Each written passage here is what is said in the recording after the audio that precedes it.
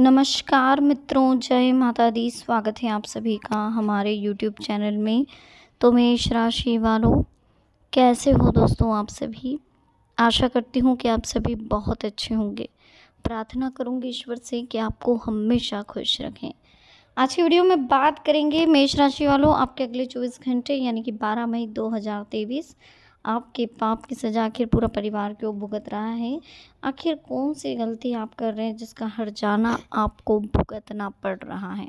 तो क्या करना है क्या नहीं करना है, ये सब कुछ इस वीडियो में बताएंगे। बहुत ही महत्वपूर्ण वीडियो है, महत्वपूर्ण ग्रह गोचर के आधार पर ही बनाई गई है। तो अनुरोध कर रहे हैं आपसे इसे शुरू से लेकर अंत तक जरूर देखें। पसंद आए तो प्लीज़ लाइक करें, कमेंट सेक्शन में जय माता दी के जयकारे लगाएं, चैनल को सब्सक्राइब करें, बेल आइकन को प्रेस करें और वीडियो को शेयर करें। शुरुआत करेंगे बिना किसी देरी के हर हर महादेव का नाम लेकर। तो मेष राशि वालों, अगले 24 घंटों में आखिर आपसे क्यों गलतियां हो रही है। 12 मई 2023 किस तरह की गलतियां कर रहे हैं और क्यों कर रहे हैं।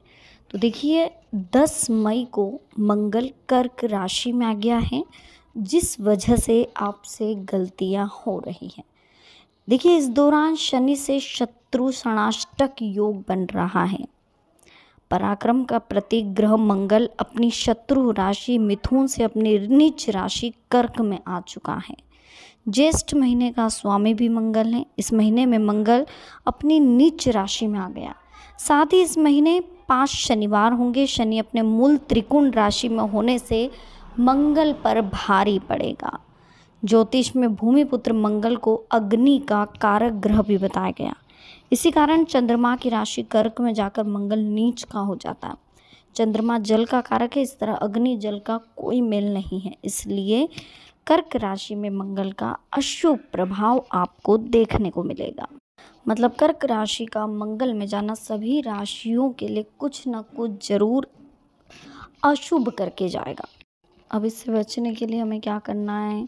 देखिए, सबसे पहले तो इस ग्रह स्थिति के कारण कारखानों और शनि से जुड़ी चीज़ों का बिजनेस जो है वो गति पकड़ेगा। तो कुछ बातें अच्छी भी है, रोजगार के मौके भी बढ़ रहे हैं, इंपोर्ट एक्सपोर्ट भी बढ़ रहा है, कारखानों में उत्पादन भी हो रहा है, लोहा सीमेंट और कोयले में भी दाम बढ़ सकते हैं।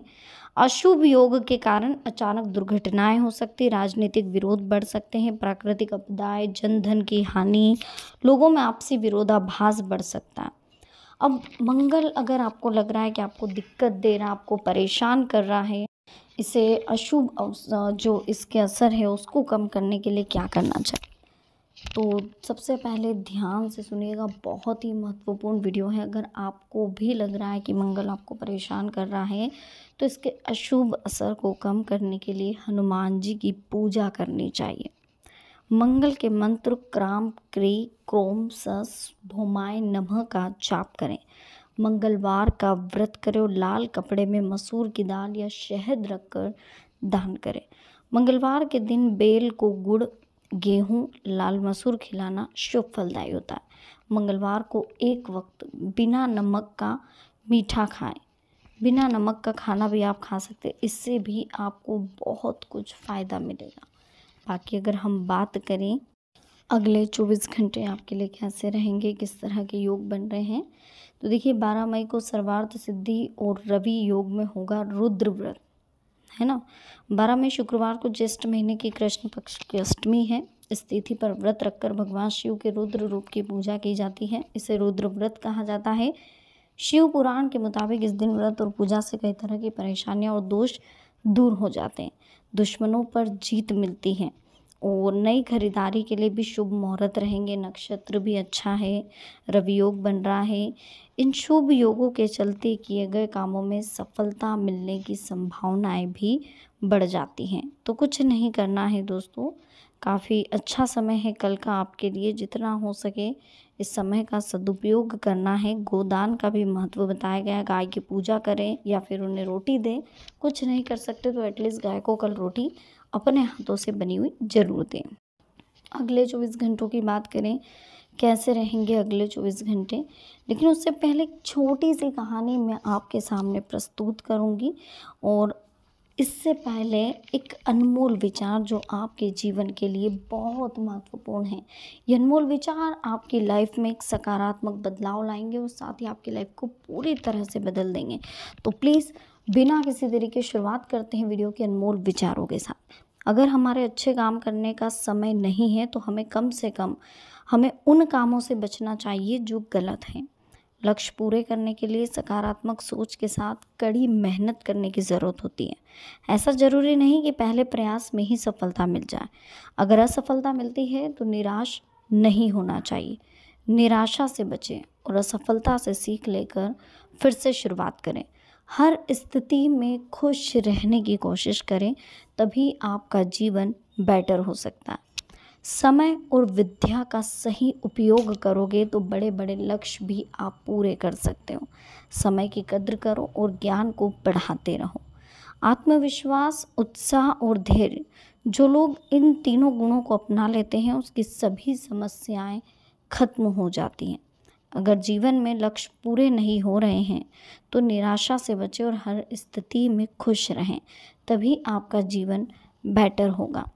मुश्किलें जब तक हल नहीं होती तब तक बड़े पहाड़ों की तरह दिखती हैं, लेकिन जब मुश्किलें दूर हो जाती हैं तो हम सब आनंद लेते हैं और हमें परेशानियां भी छोटी लगने लगती। जब तक हम उस परेशानी से गुजरेंगे नहीं, उसका सामना नहीं करेंगे, तब तक वो हमें बहुत बड़ी दिखाई देगी।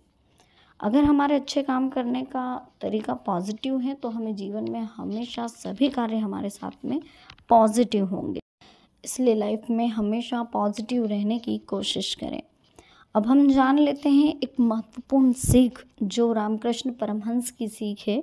बहुत ही छोटी सी स्टोरी, बहुत ही प्यारी सी है। जल्दी जल्दी मैं आपके सामने बताना चाहूँगी, इसलिए ताकि आप अपने जीवन में अगर कोई गलती कर रहे हैं तो कहीं ना कहीं उस गलती से आपको सीख लें। देखिए, स्वामी विवेकानंद के गुरु थे रामकृष्ण परमहंस। इनसे जुड़ा एक छोटा सा प्रसंग है। परमहंस जी के पास देवी काली एक छोटी सी प्रतिमा थी, देवी काली की, है ना, माता रानी जो देवी काली है उनकी एक छोटी सी प्रतिमा थी उनके पास में। इसके साथ ही दोस्तों देखिए, वे सभी से कहा करते थे कि इस काली माता की इस मूर्ति में पूरे ब्रह्मांड का वास है। एक दिन ये बात एक विदेशी ने भी सुनी तो उन्होंने रामकृष्ण परमहंस से कहा कि दुनिया तो बहुत बड़ी है, इतनी बड़ी दुनिया एक छोटी सी मूर्ति में कैसे समा सकती है? दुनिया के सामने तो ये मूर्ति बहुत छोटी है, आप ऐसा क्यों कहते हो कि इसमें पूरे ब्रह्मांड का वास है? परमहंस जी ने उनसे एक प्रश्न पूछा, एक बात बताई, सूर्य बड़ा है या पृथ्वी? तो जो विदेशी था जिसने बात सुनी थी उसने कहा, सूर्य तो पृथ्वी से कई गुना बड़ा है। परमहंस जी ने पूछा कि अब आप बताइए, सूर्य बड़ा है तो हमें छोटा क्यों दिखाई देता है? विदेशी ने कहा कि सूर्य पृथ्वी से करीब 15 करोड़ किलोमीटर दूर है, इस वजह से यह हमें बहुत छोटा दिखता है। तो परमहंस जी ने कहा कि आपकी बात सही है, सूर्य हमसे दूर है इसलिए हमें इतना छोटा दिखाई देता है, जबकि असलियत में सूर्य तो बहुत बड़ा है। ठीक इसी तरीके से मेरी काली माई से आप भी बहुत दूर हैं, इस वजह से आपको ये मूर्ति बहुत छोटी दिखाई दे रही है। मैं मेरी माँ के करीब हूँ इसलिए मुझे ये बड़ी दिखाई देती है। आपको इस मूर्ति में पत्थर दिखता है और मुझे इस मूर्ति में शक्ति दिखाई देती। भक्ति के मामले में वैज्ञानिक नहीं, भावनात्मक रूप से अगर आप महसूस करेंगे तो ज़्यादा लाभ होगा। परमहंस जी ने आगे कहा कि हम इंसानों के अंदर जो शक्ति है उससे अलग एक और शक्ति है जिसे हम कॉस्मिक एनर्जी कहते हैं। जब हम इसे महसूस करते हैं तभी आप इसे हासिल कर सकते हैं।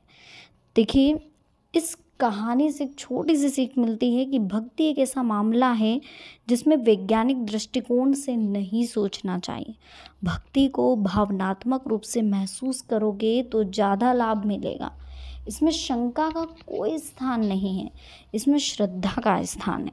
श्रद्धा, भाव, भक्ति ये जब तक आपके अंदर नहीं होगी आपको इसका लाभ नहीं मिलेगा। चलिए अब जान लेते हैं अगले 24 घंटों में आपको कौन सी गलतियां करने से बचना चाहिए।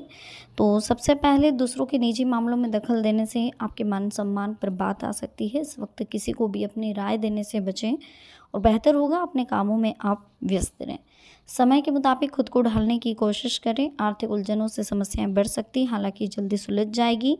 गुस्से और ईगो पर काबू रखना जरूरी है, नहीं तो आपका नुकसान हो सकता है। नज़दीकी रिश्तेदारों का व्यवहार आपको परेशान करेगा, निश्चित दूरी बनाकर रखें। फालतू खर्चों से बचें और घर के किसी बड़े और समझदार इंसान की सेहत का ध्यान रखें।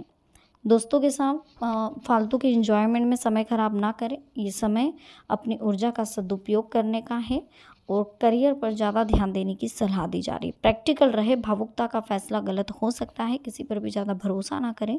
इनकम के साथ खर्चे भी रहेंगे और जो उपलब्धियाँ मिल रही हैं उनको बिल्कुल भी ना गंवाएं। ठीक है, तो वीडियो कैसी लगी, पसंद आई हो प्लीज़ लाइक करें, चैनल को सब्सक्राइब करें, बेल आइकन को प्रेस करें, साथ ही वीडियो को शेयर करना ना भूलें। मिलते हैं नेक्स्ट वीडियो में, अभी के लिए आप सबको बहुत बहुत धन्यवाद। जय माता दी, हर हर महादेव।